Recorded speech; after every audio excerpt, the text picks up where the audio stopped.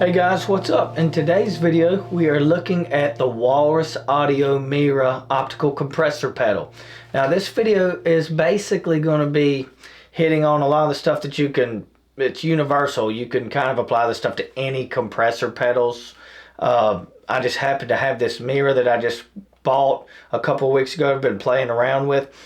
At the time of making this video, this pedal is $103 at Sweetwater. I think it's going out. It's kind of maybe it's going to be discontinued here soon probably.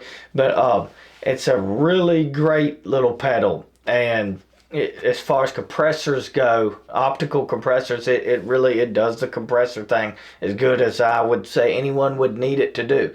But in that first recording, I had my Gibson Les Paul Studio on the bridge humbucker, ran straight through the Mira, straight through the front of my Vox AC-15.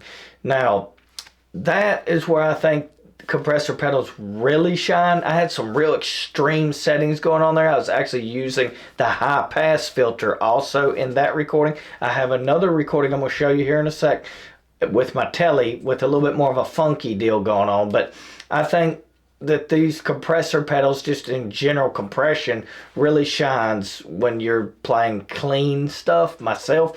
But there's a lot of different kind of compressions going on when you have studio mixes, when you're actually recording and you got some post mixing going on. I mean, when you throw on an overdrive pedal, there's some amount of compression going on to your sound. So if you're not real familiar with what exactly compression is, and it's basically, it just chops the top end of the frequencies and the low end kind of takes the high stuff and pushes it down. I mean, it quite literally compresses your sound. It makes it, if I had to describe it, it makes it smoother. It kind of takes some of the harshness out. It kind of takes the low frequencies up and the high down. And to me, the best way to describe it is it just flat out makes it smoother. And for that reason, I guess you could say alone, is why I don't really like compressor pedals that much myself, at least for an always on kind of effect. Please let me know in the comments if you guys are always on compressor kind of guys. I'm a praise and worship dude, and it's almost like a sin to not have that compressor like that. But I just really like the different dynamics that I can show and do with the way I attack the strings, and you know, the lightness and how heavy you're hitting the strings. And a compressor pedal can really cut down on that and just make it kind of an even kill. But I think for specific applications, it can make a guitar sound really good. I mean, it's really cool. But people talk about how the compressor pedal is more for the guitars, the feel. It's more of a feel thing, and that is very true. Instead of more of what the listener is hearing, it's more of, it really messes with the way your pick, or however you're playing, the way the attack happens with your guitar. Now let's talk a little bit about the Mira here, the actual controls on it. And like I said before, these controls are basic controls for any compressor pedal, really. Any good compressor pedal, you want to have some of these key features on here. But I'm going to read right out of this little book here just to kind of tell you in there, what they're talking about here. You have the Mira optical compressor. You have your level knob. The level knob sets the overall output volume of the pedal, of course. The blend knob controls the amount of compressed signal mixed in with the dry signal at the output. With this control at minimum, all compressed signal is removed from the output, leaving just the dry signal. With this control at maximum, all dry signal is removed from the output, leaving just the compressed signal. Now the makeup is, and that has to do basically with making up some of the lost volume. So when you crank that up, you're going to get some of your volume back.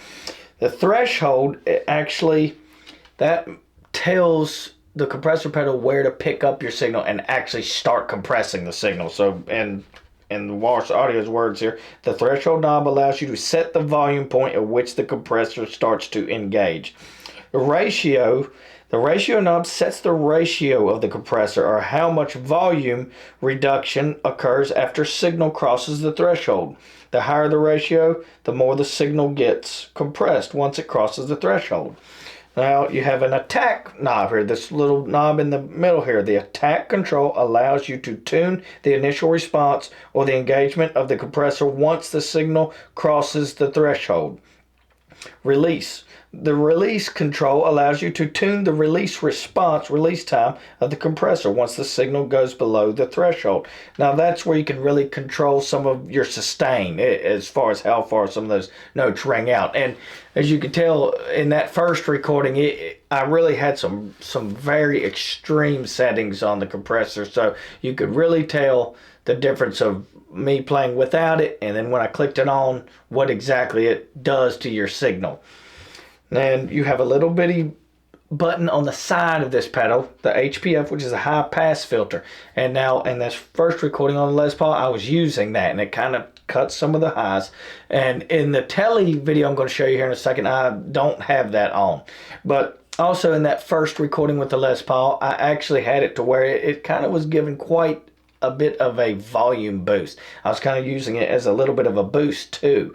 But let's talk about the artwork on the front of this pedal. Now, in this booklet it says, come and see the Mira's capabilities. In the Spanish language, Mira is a command that translates to look, see, and call attention to. Now, personally, I'm not real sure with what's going on the front of this pedal, but to me, if I had to translate what I think is going on here, is you are in the Rocky Mountains and you have to go number 2 and you are in this old school like 80-year-old Johnny house and it has a skeleton keyhole on the front, and all of a sudden you hear a crazy commotion and you're looking out the keyhole and this is exactly what you are seeing. It's the rapture, dude. There are people going home to be with Jesus. Now if you're not a Jesus dude, maybe this is an alien abduction, because that kind of stuff happens too, right? Alien abductions, I mean, that's a perfectly normal thing. But I'll tell you what, either way, it's supernatural and it's cool. So if you are not a guitar player even at all, and you watch this video thinking you were just going to learn about how to put air in your tires, or you thought that you were going to learn how to operate a pneumatic framing nailer, still, this is the pedal for you. This thing just looks cool. I mean, it's really cool artwork. So that's the most important thing with any guitar pedal is the artwork. But after having said all that, let's check out this last little clip with the Tele.